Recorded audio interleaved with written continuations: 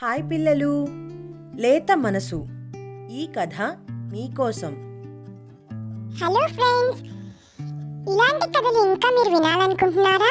అయితే ఈ కింద వీడియోలో చూపించినట్టుగా మన వీడియోని లైక్ చేయండి, సబ్స్క్రైబ్ చేయండి, షేర్ కూడా చేయండి. ఇక కథ మొదలెడదామా? లక్ష్మికి తండ్రి మీద ఎనలేని కోపం వచ్చింది. దాంతోపాటు రోషం కూడా పెరిగింది. చీ, ఈ తిండి తినకూడదు, నేను ఇలాగే చచ్చిపోవాలి అని మనసులో అనుకుంది. కానీ పాత్రలన్నీ కడిగి పెట్టమన్నాడు కదా, లేకపోతే తిడతాడు. అందువల్ల పాత్రలు కడగడానికి వంటగదిలోకి వెళ్ళింది. చిన్న పాత్రలో కొంచెం అన్నం ఉంది. మిగిలిన పాత్రలన్నీ ఖాళీగా ఉన్నాయి. అన్నాన్ని చూడటంతో ఆ చిన్నారిలో అంతవరకు నిద్రాణంలో ఉన్న ఆకలి మేల్కొంది. ఆ సమయంలో రోషం, కోపం అన్నీ అణిగిపోయాయి. ఆకలి బాధకి తట్టుకోలేక అన్నాన్ని ముద్దలు చేసుకొని తినసాగింది. అన్నం చాలా కొద్దిగా ఉంది, ఆకలి చాలా ఎక్కువగా ఉంది. అయినా ఆకలి తీర్చుకుని పాత్రలన్నీ కడిగిపెట్టింది. అంతకుముందు తాను ఒకనాడు రాత్రిపూట భోజనం చేయకుండా పడుకుంటే తల్లి తనని లేపి తాను వద్దన్నా రకరకాల కథలు, కబుర్లు చెబుతూ కడుపు నిండా అన్నం పెట్టి నిద్రపుచ్చేది. కానీ ఈరోజు తాను కావాలన్నా అన్నం లేదు, ఆ పైన అమ్మ లేదు, తనని గమనించేవాళ్ళు లేరు అంటూ లోపల మదనపడసాగింది. వంటగదిలో నుండి లక్ష్మి బయటకు వచ్చి చూసింది. అప్పటికే వీధి తలుపులు గడియవేసి తండ్రి నిద్రపోతున్నాడు. తనకి సవితి తల్లి ఉంటే కూడా తన బ్రతుకు ఇంత నరకంలాగా ఉండదు. ఛీ, నాన్న ఉండి ఏం ప్రయోజనం అని ఆ లేత మనసు బాధపడుతూ పడుకుంది. మరునాడు లక్ష్మి బడికి వెళ్ళడానికి బయటకు వచ్చింది. అంతలో లాటరీ టికెట్ అమ్ముతున్న తాత, లక్ష్మి ఇటురా అని పిలిచాడు. లక్ష్మి అతని వద్దకు వెళ్ళింది. లక్ష్మి, మీ నాన్న పెడుతున్న బాధలు నేను చూస్తున్నాను.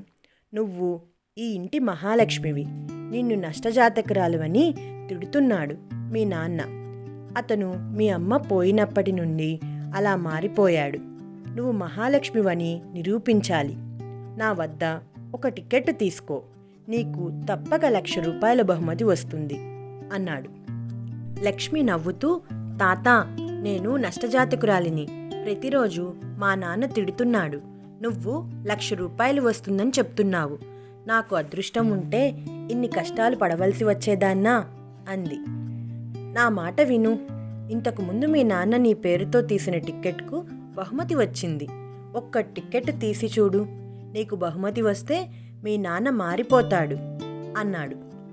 ఆ మాటలకు లక్ష్మి మనసులో ఆశ చిగురించింది. తనకి తండ్రితో ముందులా హాయిగా ఉండాలన్న ఆశ కలిగింది.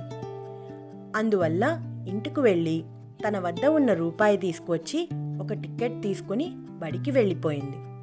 ఆ రోజు సాయంత్రం లక్ష్మి బడి నుండి ఇంటికి రావటంతోటే వర్షం మొదలైంది. శరత్ అప్పటికి ఇంకా ఇంటికి రాలేదు. అందువల్ల లక్ష్మి అరుగు మీద కూర్చుని వర్షాన్ని చూడసాగింది. 6 గంటలకు శరత్ వర్షంలో ముద్దగా తడిసి ఇంటికి వచ్చాడు. లక్ష్మితో ఏమీ మాట్లాడకుండా ఇంట్లోకి వెళ్ళి తల తుడుచుకోకుండా బట్టలు మార్చుకొని పని చేసుకోసాగాడు. ఇది వరకు నాన్న వర్షంలో తడిసి ఇంటికి వస్తే అమ్మ తల తుడుచుకోమని టవల్ ఇచ్చి వేడివేడి కాఫీ ఇవ్వడం లక్ష్మికి గుర్తుకు వచ్చింది.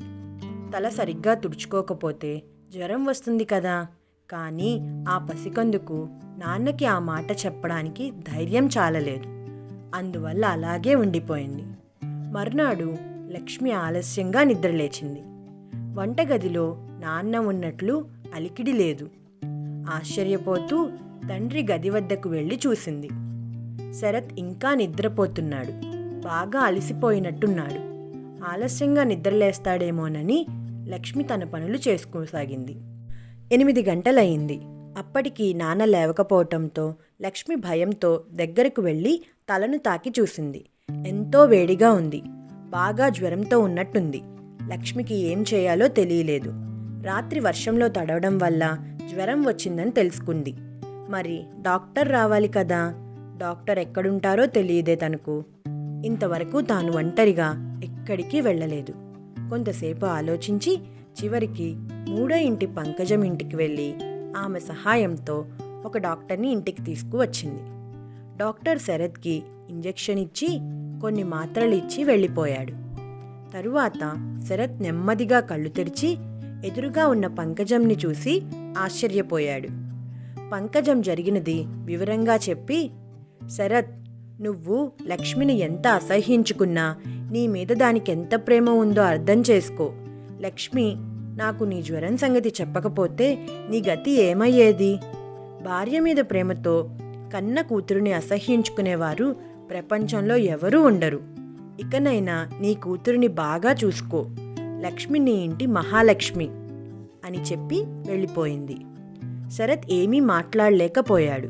కానీ అతని మనసులో తాను ఏదో తప్పు చేస్తున్నాడేమోనన్న భావం కలిగింది.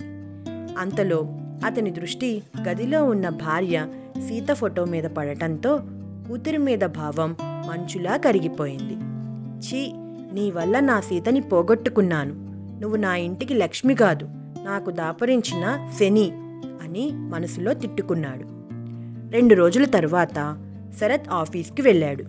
మేనేజర్ అతన్ని పిలిచి, శరత్, నువ్వు చేస్తున్న పనులన్నిటిలోనూ చాలా తప్పులు దొర్లుతున్నాయి. నువ్వు సరిగ్గా జవాబు వ్రాయనందున మన దగ్గర ఖాతాదారుల కంపెనీలు వేరే వారి వద్దకు వెళ్ళిపోతున్నారు. నీ వల్ల మనకి చాలా నష్టం కలిగింది. ఇంకోసారి ఇలా జరిగిందంటే నీ ఉద్యోగం ఊడుతుందని తెలుసుకో అని బాగా తిట్టి పంపాడు. తన ఇంటి లక్ష్మిని కష్టపెట్టడం వల్ల తనకి ఇంత కష్టం వస్తుందని ఆ మూర్ఖుడు తెలుసుకోలేకపోయాడు. సాయంత్రం శరత్ ఇంటికి రావటంతోనే ఎదురింటి రాజారావు వచ్చి అందమైన గౌన్ ఇచ్చి, శరత్, క్రిందటి నెలలో నేను ఢిల్లీకి వెళ్తుంటే నీ భార్య 200 ఇచ్చి మంచి గౌన్ తీసుకురమ్మంది. కానీ నేను వచ్చేటప్పటికి పాపం ఆమె లేకుండా పోయింది. అయినా ఇది మీ పాపకి కదా, నేను తర్వాత కలుస్తాను అని ఇచ్చి వెళ్ళిపోయాడు.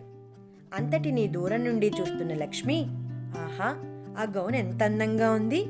ఈ నెలలో నాకు రాబోతున్న పుట్టినరోజు పండుగ కోసం అమ్మ ముందుగా ఏర్పాటు చేసి ఉంది. అమ్మా, ఎంత మంచిదానివమ్మా. నువ్వు ఉన్నంతకాలం నీ గొప్పతనం నాకు తెలియలేదు. ఇప్పుడు నువ్వు లేవు, నేను రమ్మన్నా రానంత దూరంలో ఉన్నావు అని అనుకుంటూ నాన్న వద్దకు వెళ్ళింది. ఏం కావాలి? కటువుగా అడిగాడు తండ్రి. ఉదయం మేనేజర్ తనని తిట్టిన తిట్లు కూతురు మీద చూపిస్తున్నాడు. గౌను నాకు కదా, ఈ నెలలో నా పుట్టినరోజు వస్తుంది కదా నాన్న అన్నది. దరిద్రపు దానికి అంత అందమైన గౌన్ కావాల్సి వచ్చిందా? ఏం అక్కర్లేదు అంటూ గౌనుని అటక మీదకి విసిరేశాడు ఆ రక్కసుడు. లక్ష్మి ఏడుస్తూ వెళ్ళిపోయింది.